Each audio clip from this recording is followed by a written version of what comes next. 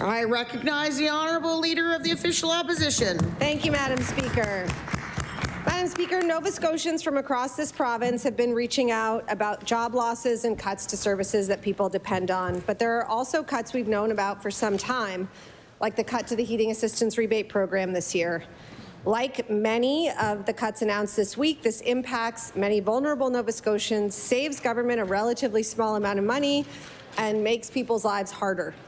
46,000 Nova Scotians do not have access to the heating assistance rebate program this year that had it the year before. My question to the Premier is, why are his government's cuts so focused on the people and organizations that can least absorb them?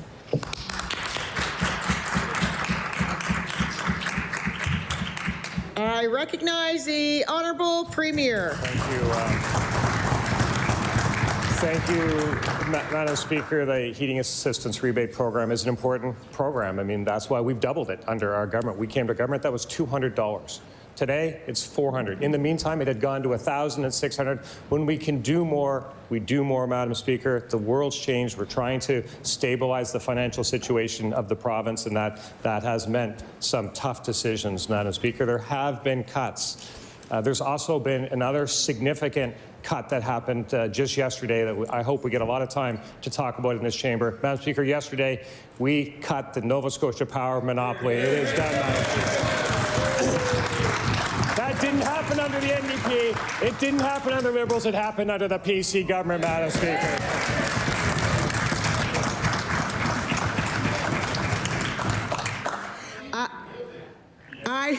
Oh, come on now. We're all heckling over that one member.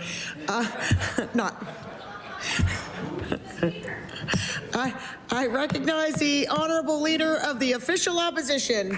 Thank you, Madam Speaker. This budget has a lot of cuts, but no help for the hundreds of thousands of Nova Scotians frustrated by their high power bills and bad service.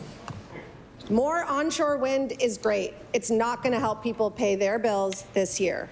The Energy Minister seems to think that complaining about Nova Scotia Power in social media or post media is the extent of his role, but the legislature is sitting. We are here. If he wants to, he can immediately initiate a review of the utility. He can make changes to how the company is regulated and penalized so families stop paying through the nose for bad power.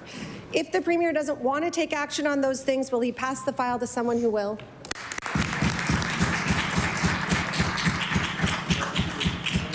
I recognize the Honourable Premier. Thank you. Thank you, Madam Speaker. And we've been clear with Nova Scotia Power all along. We passed legislation. We help people with the fuel adjustment mechanism. We've done a lot of things to push back. Of course, power bills are hurting a lot of people. We know that, Madam Speaker. The most important thing we can do to protect Nova Scotians for the long term is introduce competition into Nova Scotia. Madam Speaker, the most important thing we can do is introduce some competition so Nova Scotians have a choice, Madam Speaker, in where they buy their power. And that's why I am so thrilled. And I hope that member would find it in themselves for 1 second to say, hey, something good happened in this province, because something good happened in this province, Madam Speaker.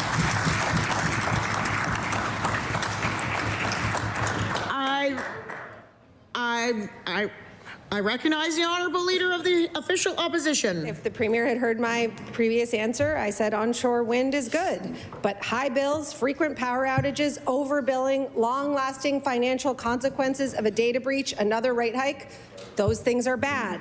So far, this government put in place a weak privacy protections and kicked 46,000 vulnerable people off of the heating assistance rebate program.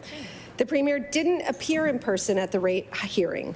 Unlike the leaders of both opposition parties, he didn't personally intervene. That is the very least he can do to answer for this government's inaction. We'll be calling the Minister to Estimates to answer some of the questions Nova Scotians are wanting to have answered. And my question to the Premier is, will he commit to actually answering them?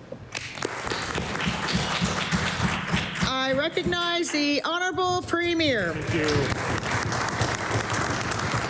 Thank you, Madam Speaker. And these are difficult situations for sure. The energy situation in this province has been a difficult one for Nova Scotians.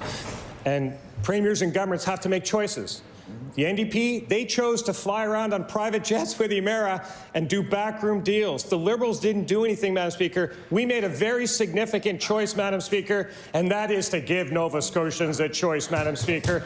We broke the monopoly. It is done, Madam Speaker.